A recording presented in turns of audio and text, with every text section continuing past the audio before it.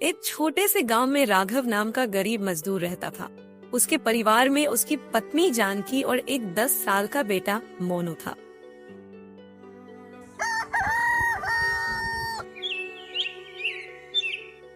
क्या हुआ जी? बहुत परेशान लग रहे हैं। सब ठीक तो है ना? क्या कहूँ जानकी, कई दिन से कोई मजदूरी नहीं मिल रही। घर में राशन भी खत्म हो गया है।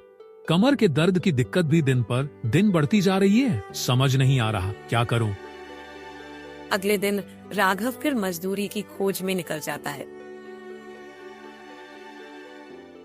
लेकिन कोई काम ना मिलने पर दुखी होकर एक पेड़ के नीचे बैठ जाता है। अब तो पानी सिर के ऊपर आ गया है। लगता है धनराज सेठ के पास ही जाना पड़ेगा। अब वही काम करना पड़ेगा जो मैं करना नहीं चाहता था। दरअसल धनराज सेठ के गांव में कई खेत थे, जिस कारण उसके खेतों में कई गांव वाले काम करते थे। राघव जैसे ही धनराज सेठ के घर आया तो सेठ बोला, अरे राघव, तुम तो मेरा काम मना करके चले गए थे, अभी क्यों आए हो? लगता है पैसे की ज्यादा ही आवश्यकता आन पड़ी है। अब क्या ही बताऊं धनराज सेठ जी, कमर दर्द की वजह से ज्यादा देर काम नहीं कर पाता, इसलिए मना किया था। लेकिन आजकल कोई मजदूरी ही नहीं मिल रही। घर में 2 वक्त की रोटी तक नहीं है। सेठ जी, अगर आप मुझे कोई काम दे दें तो आपका बहुत उपकार होगा। ठीक है, जब तुम हाथ जोड़ रहे हो तो दे दूंगा। लेकिन तुम तो जानते ही हो बाकी सब 6 घंटे काम का 500 देते हैं, लेकिन मैं सिर्फ 100 रुपए ही रोज के दूंगा। स्वीकार है तो बोलो। क्या सिर्फ 100 रुपए? इतना सारा खेत में काम करने के बाद केवल 100 रुपए? सोच लो, तुम्हारे जैसे मजदूरों की लाइन लगी हुई है। अगर तुम नहीं करोगे तो मैं और किसी को बुला लूंगा। नहीं नहीं सेठ जी, ऐसा मत कहिए। मैं तैयार हूँ। मैं आज से ही आपके खेतों में काम शुरू करना चाहता हूँ।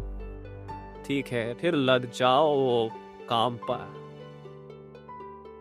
फिर राघव तुरंत ही सेठ के खेतों में काम करना शुरू कर देता है।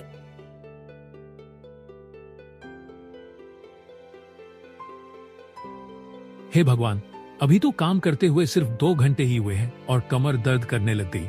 इसका भी इलाज करवाना अब जरूरी हो गया है। लेकिन पहले कुछ दिन मजदूरी करके घर में थोड़ा राशन जमा करवा लेता हूँ, उसके बाद ही अस्पताल जाऊंगा। करीब 6 घंटे लगातार काम करने के कारण राघव की हालत खराब हो चुकी थी।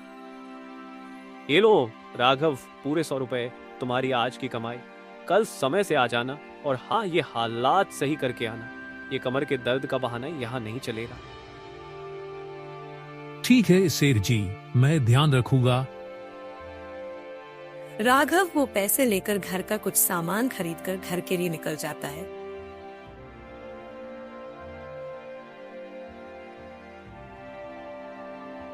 क्या हुआ जी? आप इतने कमजोर लग रहे हैं। चेहरा भी उतरा हुआ है। और ये हाथ में क्या है? कुछ नहीं जानकी, आज धनराज सेठ के यहाँ मजदूरी करके आया हूँ। तुम तो जानती ही हो, धनराज सेठ काम 2 गुना करवाता है और पैसा उतना ही कम देता है। वही काम करके थोड़ी हालत खराब हो गई। और ये लो, घर का थोड़ा सामान और खाने के लिए जलेबी लाया हूँ। क्या जरूरत थी धनराज सेठ के खेतों में काम करने की? वो दोनों बातें कर ही रहे थे, तभी वहाँ मोनू आ जाता है। माँ, पिताजी, आप लोगों को तो बस अपने खाने पीने के ही पड़ी है। मेरी स्कूल की फीस अभी तक आपने नहीं भरी है। आप लोगों को तो मेरी चिंता ही नहीं है। फीस मैं भर दूंगा। बेटा, कितनी फीस है तुम्हारी? 500 रुपए हैं पिताजी, और कुछ नई पेंसिल किताबें भी लेनी है। मास्टर जी ने कहा है, अगर 2 दिन में स्कूल की फीस नहीं भरी तो वो मेरा स्कूल से नाम काट देंगे, और फिर मैं पढ़ लिख कर कभी शहर नहीं जा पाऊंगा, और तुम्हारी तरह मैं अनपढ़ रहकर मजदूर बनकर ही रह जाऊंगा। नहीं बेटा, तुम चिंता मत करो। मेरी तरह तू एक मजदूर कभी नहीं बनेगा। मैं तुझे पढ़ा लिखा कर एक सफल व्यक्ति बनाऊंगा, ताकि तेरे सारे सपने पूरे हो। हमारी तरह एक ही पैसों का रोना ना रोना पड़े। मैं जल्द ही तेरी फीस स्कूल में जाकर भर दूंगा। पर आप कैसे करेंगे जी? आप सभी पैसों का तो राशन ले आए। तुम चिंता मत करो, तुम ये जलेबी खाओ, मैं करता हूँ कुछ।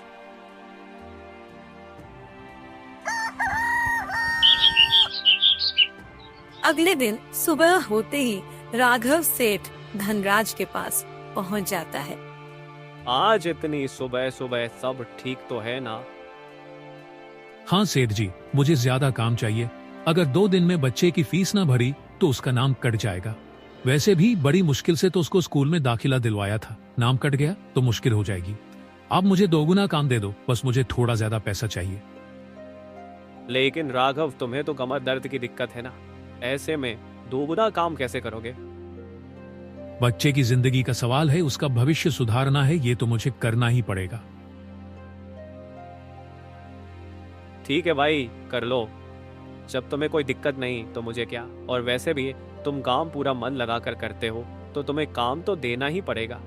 आज तुम रात को भी खेतों पर काम कर लेना और मैं तुम्हें 12 घंटे काम करने के पूरे 300 रुपए दूंगा।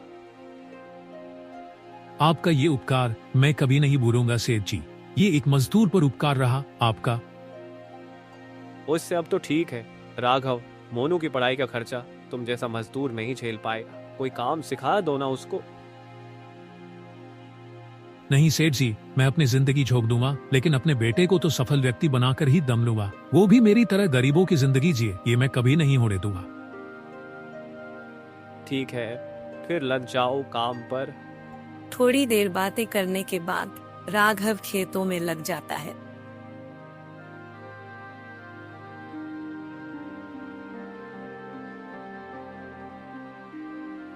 रात के 2 बज चुके थे, लेकिन राघव अभी भी खेतों में काम कर रहा था। तभी वहाँ पर धनराज सेठ जी आ जाते हैं। राघव, आज तुम्हारे संघर्ष से मुझे जैसा सेठ जो सिर्फ अपना फायदा सोचता है, मेरा दिल भी तुम्हारे लिए सम्मान से भर गया। ये लो पूरे 300 रुपए और ये 200 एडवांस में तुम मोनू की स्कूल की फीस भर देना। तुम्हारे कल के काम से काट लूंगा। बहुत बहुत धन्यवाद सेठ जी। सेठ से पैसे लेकर राघव घर के लिए निकल जाता है। घर पहुंचकर राघव मोनू को पैसे देते हुए कहता है, ये लो बेटा, इससे अपनी फीस भर देना। ये क्या पिताजी, ये तो बस फीस के 500 रुपए ही हैं। किताबें कहाँ से लाऊंगा? मुझे पढ़ना है, पढ़ाई कैसे करूंगा मैं? बेटा, मुझे सुबह तक का समय दे दो, मैं कल सुबह तक किताब ला दूंगा। मोनू गुस्सा होकर सोने के लिए वहाँ से चला जाता है। राघव अब प्रतिदिन धनराज सेठ के खेतों में काम करने लगा था। राघव को जो भी पैसे मिलते थे वो सभी मोनू की पढ़ाई में लग जाते थे और ऐसे ही कई साल बीत गए। मोनू भी अब बड़ा हो चुका था और शहर में पढ़ने के लिए चला गया था। वहीं दूसरी ओर समय के साथ राघव की कमर की हालत और भी खराब रहने लगी थी। वो बीच बीच में थोड़ी बहुत दवा ले लेता था, लेकिन पैसे ना होने के कारण कमर दर्द का इलाज नहीं करवा पाया था। पर एक दिन जब दर्द ने हद पार कर दी तो वो परेशान होकर डॉक्टर के पास चला ही गया।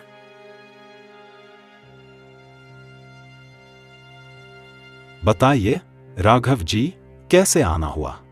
कई सालों से कमर में दर्द रहता है डॉक्टर जी। ठीक है, मैं चेक कर लेता हूँ। डॉक्टर राघव को चेक करने के बाद बोला, आपकी दिक्कत तो बहुत बढ़ गई है, ऑपरेशन करवाना पड़ेगा। अगर नहीं करवाया तो आपकी जान भी जा सकती है। ऑपरेशन, उसमें कितना खर्चा आएगा डॉक्टर जी? 50,000 रुपए तो आएगा ही। और हाँ, अब आप ये खेती बाड़ी और मजदूरी वाला काम बिल्कुल नहीं कर सकते, नहीं तो आपके लिए खतरा और बढ़ जाएगा। अभी के लिए मैं दवाई दे देता हूँ। ठीक है डॉक्टर जी, मैं ध्यान रखूंगा। घर जाते समय राघव गहरी सोच में डूबा हुआ था। मैं ये मजदूरी नहीं छोड़ सकता, क्योंकि अभी तक मोनू की नौकरी नहीं लगी है। घर का खर्च और मोनू का खर्च भी है। मैंने 1 लाख रुपए जमा भी किए हैं, लेकिन वो मोनू की नौकरी लग जाए उसमें भरने हैं, इसीलिए उनसे मैं ऑपरेशन नहीं करवा सकता। चलो छोड़ो, ऑपरेशन तो मोनू की नौकरी लगने के बाद भी करवा दूंगा। अभी जैसा चल रहा है वैसे ही चलने देता हूँ।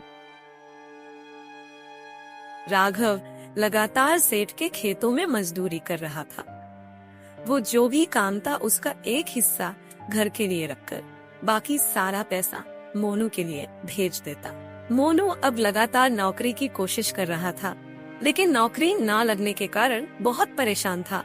परंतु और एक दिन जब वो इंटरव्यू देने के लिए गया तो उसको सिलेक्ट कर लिया गया। अरे वाह, मेरी नौकरी लग गई है, पूरे 50,000 रुपए की। अब मैं अपनी जिंदगी मजे से बिताऊंगा, वापस उस गांव वाली जिंदगी में नहीं जाना पड़ेगा। दिन ऐसे ही बीतते गए। राघव और जानकी ने मोनू को गांव में बुलाने की बहुत कोशिश की, लेकिन मोनू ने आने से साफ साफ मना कर दिया।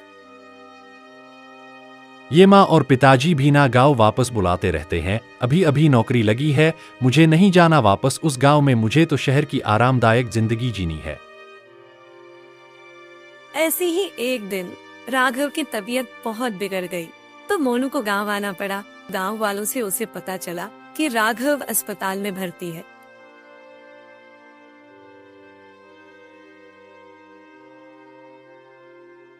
अभी तुरंत तुम्हारे पिता का ऑपरेशन करना पड़ेगा, वरना इनकी जान भी जा सकती है। तुम 50,000 रुपए जमा कर दो, हम ऑपरेशन शुरू कर देंगे।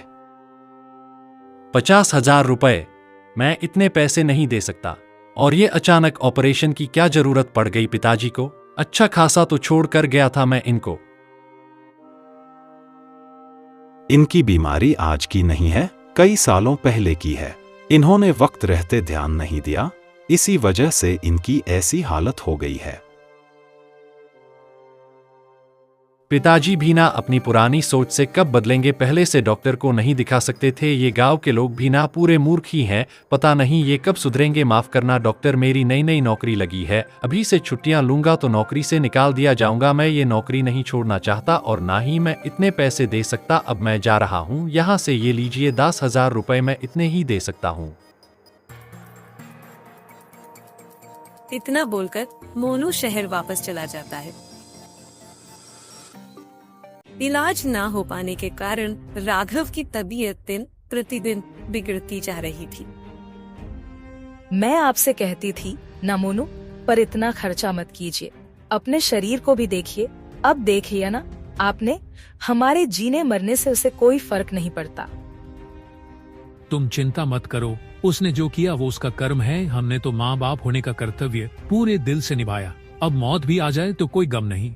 ये कहते हुए राघव की आंखों में आंसू थे जो उसके दुख को साफ साफ बता रहे थे। उधर मोनू जैसे ही ऑफिस पहुंचा तो उसका सेठ चिल्लाकर कहने लगा, मैं अभी के अभी तुम्हें नौकरी से निकालता हूँ। मोनू, तुम मेरी कंपनी में काम करने के लायक ही नहीं हो।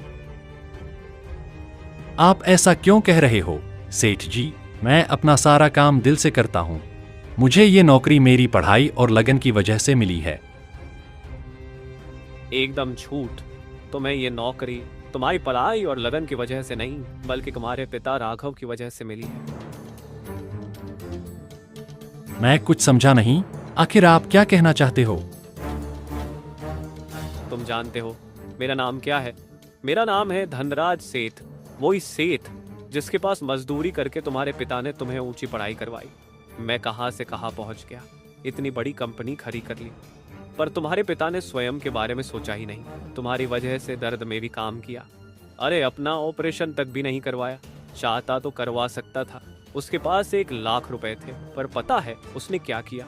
तुम्हें ये नौकरी दिलवाने के चक्कर में उसने सारे पैसे खर्च कर दिए और तुम उसी बाप को गवार बोलकर मारता हुआ छोड़ा है। अरे तुम्हारी जैसी संतान से तो अच्छा है कि भगवान उसको बिना संतान के ही रखे। तुम्हें शर्म आनी चाहिए अपने ऊपर। धनराज सेठ मोनू को सब बता देता है, जिसे सुनकर मोनू को अपनी गलती का एहसास हो जाता है। पिताजी ने मेरे लिए इतना कुछ किया, लेकिन मुझे कभी भी किसी भी चीज की कमी महसूस नहीं होने दी।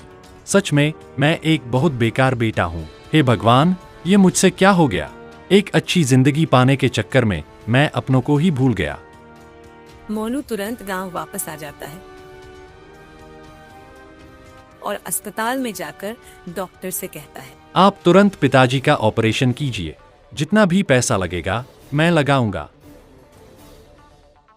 मुझे माफ कर दो माँ, मैं बहुत बड़ा पापी हूँ। मैं आज के बाद पिताजी और आपको कभी भी दुख नहीं पहुंचाऊंगा। हमेशा तुम दोनों के साथ रहूंगा, तुम्हारा साया बनकर। भगवान करे ऐसा ही हो, बस तेरे पिता ठीक हो जाए पहले जैसे। तभी डॉक्टर बाहर आकर बोले, तुमने बहुत देर कर दी, मोनू। मैंने कहा था अगर तुरंत ऑपरेशन नहीं किया तो उनकी जान भी जा सकती है। वही हुआ। ऑपरेशन देर से होने के कारण तुम्हारे पिताजी की मृत्यु हो गई है। क्या ये क्या हो गया मुझसे? भगवान, इतनी बड़ी सजा नहीं दे सकते मुझको। पिताजी मुझे छोड़कर अनाथ बनाकर नहीं जा सकते। जब मोनू को अपनी गलती का एहसास हुआ तब बहुत देर हो चुकी थी। राघव ने तो अपने पिता होने का कर्तव्य निभा दिया था, लेकिन मोनू अपने बेटे होने का कर्तव्य नहीं निभा पाया और ये दर्द उसे जीवन भर सहाना था। वो अपनी माँ को अपने साथ शहर ले गया था। माँ पिता के हिस्से का प्यार देने की कोशिश करती थी, किंतु वो खालीपन कभी भी कोई भी नहीं भर पाया। तो दोस्तों, हमें इस कहानी से यही शिक्षा मिलती है कि गलती सुधारने का मौका हर किसी को नहीं मिल पाता। इसलिए वक्त रहते अपने कर्तव्य को समझो और उसे आदर पूर्वक निभाओ। सीताराम। राधे राधे।